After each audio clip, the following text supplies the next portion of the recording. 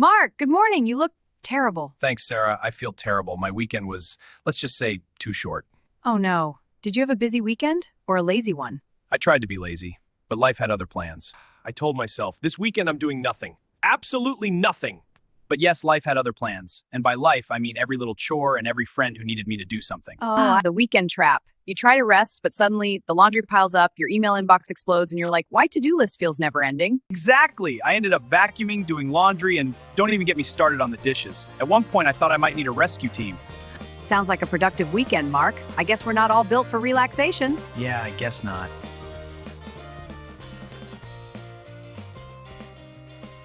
Hello, and welcome back to Speaking English Daily Dose. If you are new, welcome. I am Sarah. And I am Mark. We are happy you are here. Today we are going to talk about the weekend. This is the most common conversation in English. On Monday morning, everyone asks, "How was your weekend?" Exactly. You hear it at work. You hear it at school. You hear it with friends. It is everywhere. But using the past tense can be tricky. Maybe you know the words, but the grammar feels hard. English can feel hard sometimes. That is normal. But remember our rule. Practice fixes it. We make simple videos. We help you speak English in real life. We speak slowly, we repeat key lines, we keep it natural so you can copy us and use it today. By the end of this video, you will be ready to tell your own weekend story.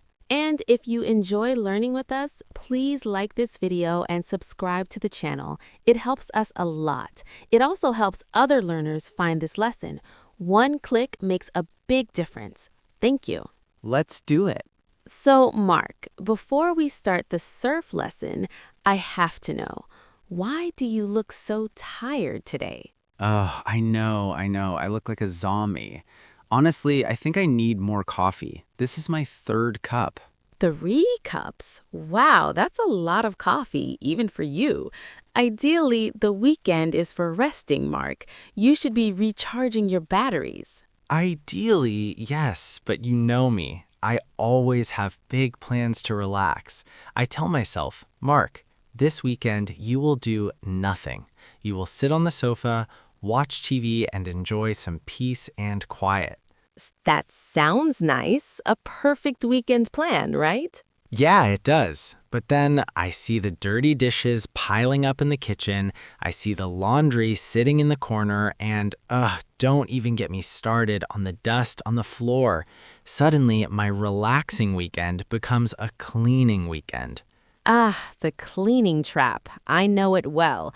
The moment you try to relax, your home just starts throwing all its chores at you. It's like the house is saying, you think you're going to rest, think again. Exactly. So now I'm tired because I ended up cleaning the whole apartment. I even rearranged the living room. It was supposed to be a simple task, but of course it turned into a full-on spring cleaning marathon. How about you, Sarah? You seem like you have so much energy today. Well, I do. I actually had a really great weekend. I went outside and got some fresh air. It was so nice to be out of the house for a bit, you know? I needed that. Sometimes just stepping out for a walk does wonders. See, that's the difference. You go out, you get fresh air. I stay inside fighting a battle with my vacuum cleaner and a mountain of laundry. Well, Mark, I think today we're going to use both of those stories, the cleaning weekend and the outdoor weekend, to practice some real-life conversation in English. It's going to be fun. Yeah, let's turn my exhausting weekend into a language lesson. Perfect. Exactly. So let's dive into the main dialogue and get some practice in. Here is the plan for today. First, we listen to a natural conversation. We will tell you 3 short stories about our weekends. Listen for the verbs. Listen for the past tense. Just listen. So, Mark, how was your weekend really, apart from the cleaning? It was okay. It was a bit boring, honestly. On Saturday morning, I slept in. I didn't wake up until 10 a.m. It was glorious. 10 a.m.? That is late for you. I know, I was exhausted from work, so I slept in. Then I made a big breakfast. Eggs, toast, coffee, lots of coffee. Nice. Did you go anywhere? No, I stayed home all day. It was raining, remember? Oh, right. The weather was terrible on Saturday. Exactly. So I stayed inside. I watched a movie on Netflix, I read my book, and then I started cleaning. That was my Saturday. What did you do on Saturday? My Saturday was very different. I met my friend, Jessica. We went to that new Italian restaurant downtown. Oh, the one with the good pizza? Yes, it was delicious. We ate pizza and talked for hours. We hadn't seen each other in a long time, so we had to catch up. That sounds fun. Was it expensive? A little bit, but it was worth it. After lunch, we walked around the park. The rain stopped for a little while, so we took a walk. Good for you. You were productive. I guess so. Then on Sunday, I visited my parents. My mom cooked a huge dinner. I ate too much. That sounds like a perfect Sunday. Sunday for me was laundry day. I did 3 loads of laundry. Exciting life, Mark. I know, I live on the edge. Okay, that was the conversation. Did you hear the verbs? Now let's look closer at Mark's story. Mark, tell us again what you did on Saturday morning. I said, I slept in. Slept in. This is a great phrase. It means you sleep later than usual. You don't wake up early. Repeat after me. I slept in. I slept in on Saturday. Good. Now, after that, Mark said, I made a big breakfast. Made is the past tense of make. This word is everywhere. You hear it all the time. In fact, you'll use it in many situations. Repeat. I made breakfast. I made coffee. Then Sarah asked me a question. Do you remember the question? I asked, did you go anywhere? This is crucial. When we ask a question in the past, we use the helper word did. It's tiny, but it does a lot of work in English. You use it in questions. Notice Sarah said, did you go, not did you went. Yes, this is a common mistake. Did is already past tense, so the main verb stays simple. Did you go? Let's practice that question. Did you go anywhere? Did you go out? And Mark's answer was negative. I said, no, I stayed home. Stayed, regular verb, just add ed. Repeat. I stayed home. I stayed inside. Now let's look at my weekend. I didn't stay home. I was busy. You said, I met my friend. Met. This is the past tense of meet. It's an irregular verb. Some verbs in English don't follow the usual rules where we just add ed to the base verb. Instead, they change completely. Meet becomes met, and go becomes went. These are just things we need to memorize. And just so you know, we don't say meted. That's incorrect. It's always met. Right. Now repeat after me. I met my friend. We met for lunch. This is an important sentence structure. We use the past tense to talk about things that happened in the past. You'll use met whenever you talk about seeing someone, like when you meet a friend or colleague. Then I said, we went to a restaurant. Went. This is one of the most important verbs when we talk about the past. It's the past tense of go. You use this verb a lot in your conversations, especially on Monday mornings. Think about how you start the conversation with your friends. I went to the park. I went to the store. I went to the movies. Exactly. Let's practice saying it together. Repeat after me. We went to a restaurant. We went to the park. Notice how this past tense verb went makes it clear that the action happened in the past. We are not saying I go or I am going. That's for present or future. Went is solidly in the past. A common mistake is using the present tense go instead of the past tense went. If you say I go to the restaurant, It sounds like you're talking about your regular habit, not something that happened last weekend. Moving on, I then talked about the food. I said, we ate pizza. Ate. This is the past tense of eat. It's another irregular verb, just like meet and go. A lot of people make the mistake of saying eated, but that's wrong. We say ate, which sounds like the number 8. Right. Let's repeat together. We ate pizza. We ate dinner. The verb eat is used all the time. In fact, you probably use it in some form every day, whether you're talking about meals or just the act of eating. But remember, when talking about the past, always use ate. This is another common mistake. Some learners say, I eated pizza or I eaten pizza, but these are incorrect. The right way to say it is I ate pizza. Practice makes perfect. Finally, I said, we took a walk.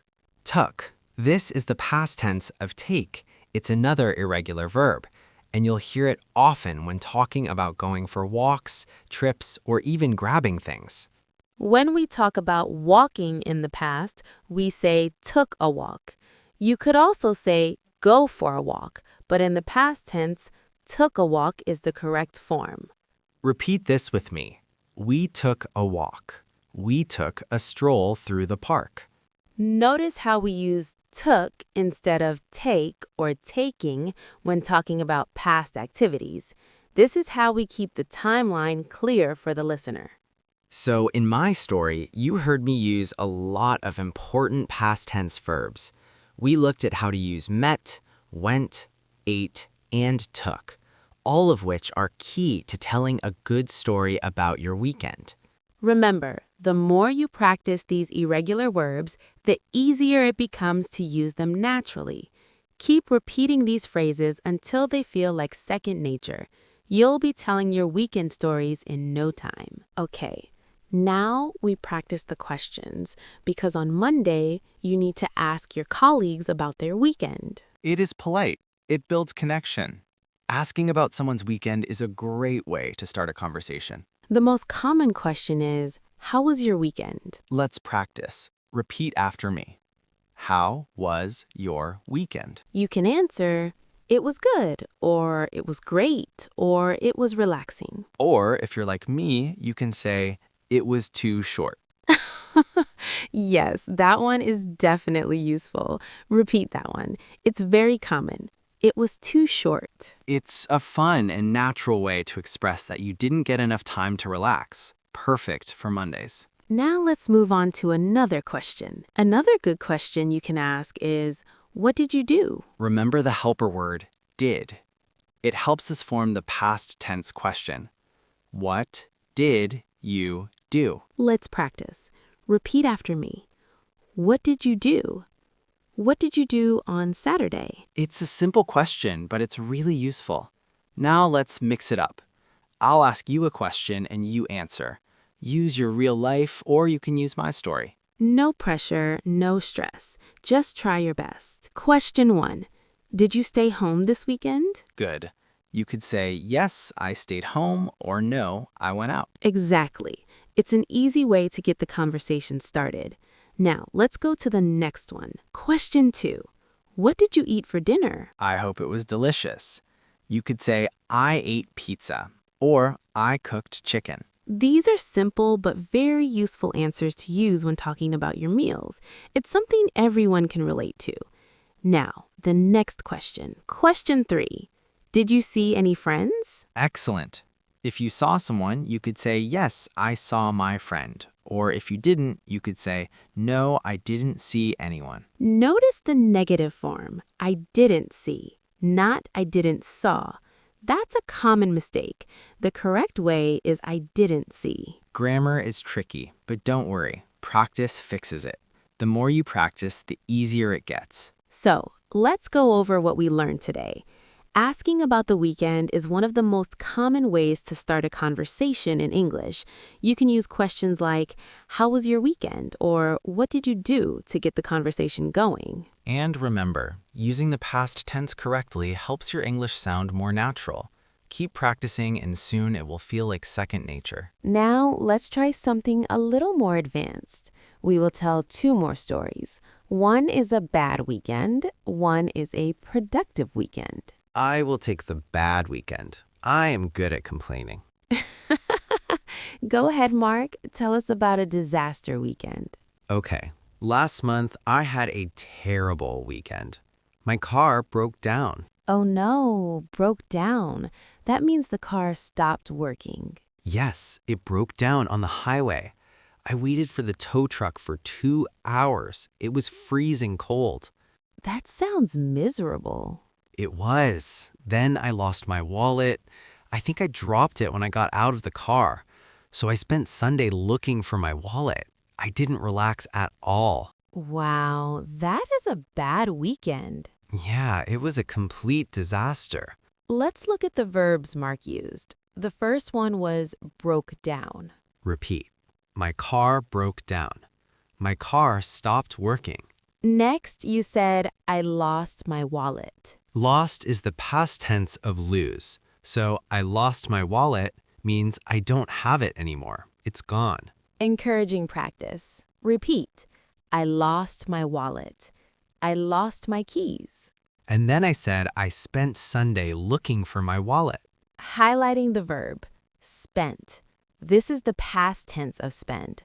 When we talk about time, money, or effort used for something, we use spent in the past tense to describe it.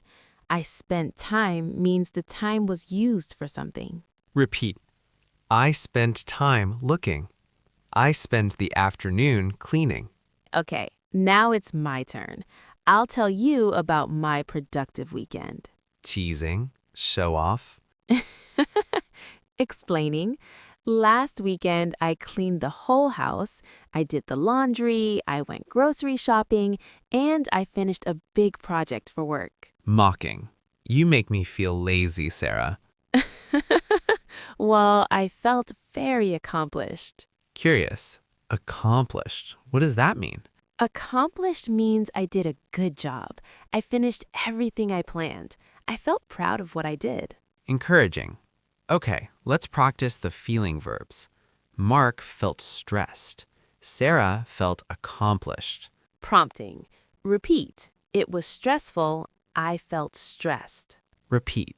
It was productive. I felt accomplished. Great job. You're doing great. Now that we've broken down both stories, let's focus on some important vocabulary words you need to know to talk about weekends and feelings.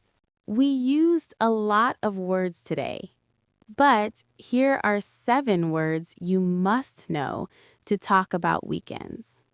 Word number 1. We talked about this. To sleep in.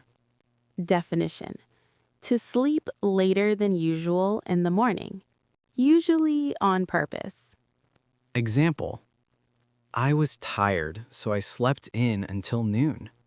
Don't confuse this with oversleep. Oversleep is bad. It means you missed your alarm. Sleep in is good. It means you are relaxing. Repeat. I love sleeping in on Sundays. Word number 2. To catch up. This is a phrasal verb. It means to talk to a friend you haven't seen in a long time. You share your news. Example. I met Jessica to catch up. You can also say, we need to catch up soon. Repeat. We caught up over coffee. Word number 3. Exhausted. This means very, very tired. If you run a marathon, you are exhausted. If you clean your house all day, you are exhausted. Example. On Sunday night, I was exhausted.